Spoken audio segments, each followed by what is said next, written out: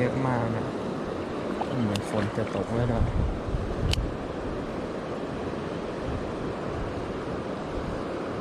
อุ้ยอุ้ยโดนแล้วอุ้ยยายาไอสัตว์ยาวิ่งเฮียวิ่งเลย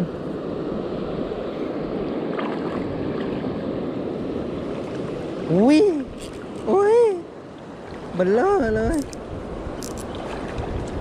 อย่าขาดเฮ้ยเป็นป๊อกเลยเฮ้ยเกี่ยวข้างไหมวะอย่าอย่ามาอย่าลงไปอย่าไปอยากจะไปใกล้หาเอ้ยมามันไปตามน้ำมันฉลาดมันให้น้ำพามันไปนิดเดียวสักนิดเลยตัวใหญ่ไหมไม่กดผิดนี่ตื่นเต้นฉันว่าแล้วต้องมีตัวใหญ่แน่เฮ้ยมาแล้วตัวใหญ่ของปีนี้อย่ามานี่เย้โอ้โคตรใหญ่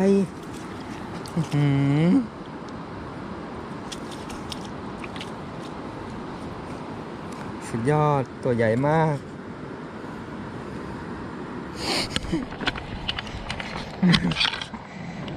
ตื่นเต้นมากนี่นะฮะสนากใหญ่ของปีนี้เลยที่เคยได้ปีก่อนๆหาไม่ได้นะฮะปีนี้นะฮะหลังช่วงน้ำหลากโอซีโอ้โหตุ๊บป่องเลยนี่นะครับปลาสนากยักษ์ใหญ่แห่งคลองฉวางนะครับผมไซส์นี้ก็เกือบครึ่งกิโลนะครับผมนี่นะครับกัดเหยื่ออาลิฟนะครับของค่ายโรแฟคทอรี่นะครับตอนนี้ก็หาไม่ได้ละแล้วก็นี่นะฮะตัวเบ็ดจากร้าน Master One Fishing Shop นะครับใครที่อยากได้ก็ติดต่อที่เพจ Master One Fishing Shop ได้เลยนะครับตัวเบ็ดแข็งแรงทนทานนะครับนี่นะครับงัดมาเลยนะครับนี่แล้วก็ฝากสายด้วยนะครับสาย PU Silk จากค่ายรัวแฟคทอรี่นะครับที่ผมใช้ก็เป็นขนาด 0.1 นะครับเป็นเล็กมากเลยฝากผลงานด้วยนะครับผมขอบคุณครับน้องเหนื่อย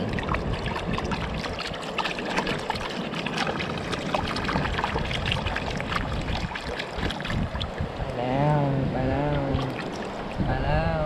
บ๊ายบายไปเจอกันใหม่นะทำไมต้องเจอใหม่ด้วย จะได้กลับมา